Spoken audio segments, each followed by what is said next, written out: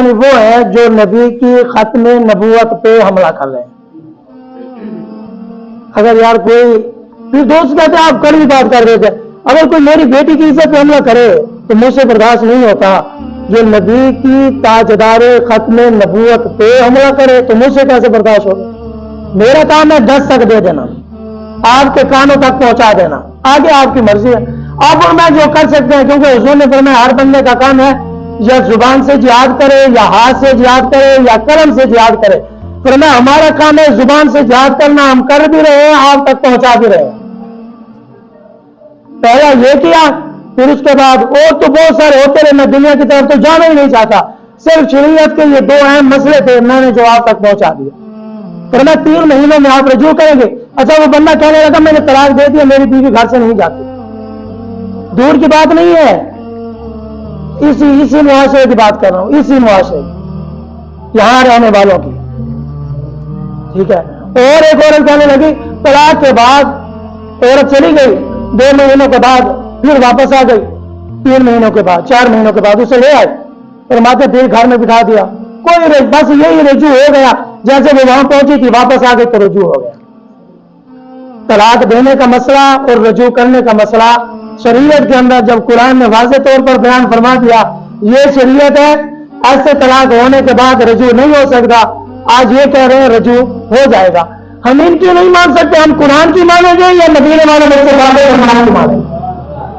हम नहीं मान सकते इनकी, कभी भी नहीं मानेंगे। इस शरीयत के मामले में कभी भी इनकी बात हम नहीं मानेंगे। हम अपनी बेटियों को हराम में नहीं खिला सकते, हम अपनी बेटियों को, अपनी बहनों को हराम में नहीं खिला सकते।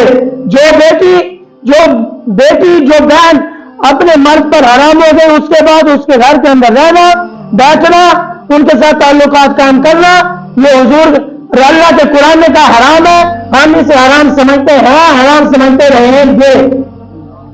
बाबा रोने लगा, क्यों रो रहे हो बाबा जी? बाबा जी ने कहा मुझे मेरा एक गुनाह याद आ गया। दोस्तों के अंदर बैठकर हंस रहे थे, अचानक रोने लगे। बाबा क्यों रो रहा था? बाबा ने कहा मैं इसलिए रो रहा था, मुझे मेरा एक गुनाह याद आ गया। आपको कितने गुनाह याद हैं? बल्कि हम तो भूल गए, हमारा गुनाह है ही नहीं। हमने कौन सा गुनाह किया? हम कभी नहीं रोए।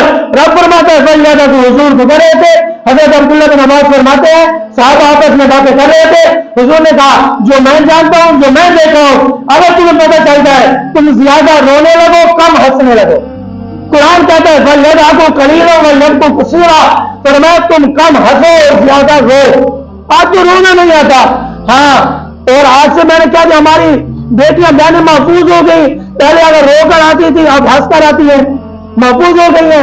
आप तो खुश होना चाहिए हमें, कितनी बड़ी बात है। और एक बाबा के घर मेहमान हुआ, रात का वक्त हुआ, बच्चा रोने लगा। बच्चा तो चुप हो गया, बाबा रोने लगा।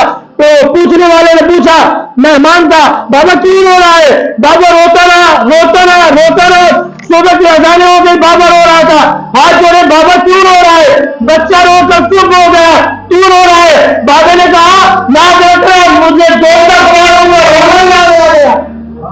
दोजख वाले इतने रोएंगे ना खड्डे पड़ जाएंगे, आंखों से खून निकलना शुरू हो जाएगा। आपके ऊपर मेरे पास अभी वो वक्त नहीं आया जब हमारी आंखों से खून के आंसू निकलेंगे। याद रखना, वो वक्त अभी नहीं आया, आने वाला है। अगर हम ऐसे रहे, दीन के मामले में मशवरा देते रहे, ये गलत है, ये सही है। हाँ, दीन का जो मशवरा दे रहा है, मैं उनको दोनों हाथों से सल्यूट करता हूं। जो शरीयत के मुताबिक मशवरा दे रहा है, अगर जो शरीयत के खिलाफ मशवरा दे रहा है, जो भी है, मैं हुजूर की शरीयत से प्यार करता हूं, उनकी शरीयत से प्यार नहीं करता। हुजूर की शरीयत मेरी सराखों पर जो दोस्त मशवरा दे रहा है कि ये शरीयत के मुताबिक है, वो मेरे सर का ताज है। और जो शरीयत के खिलाफ चलने का, चलाने का मशवरा दे रहा है,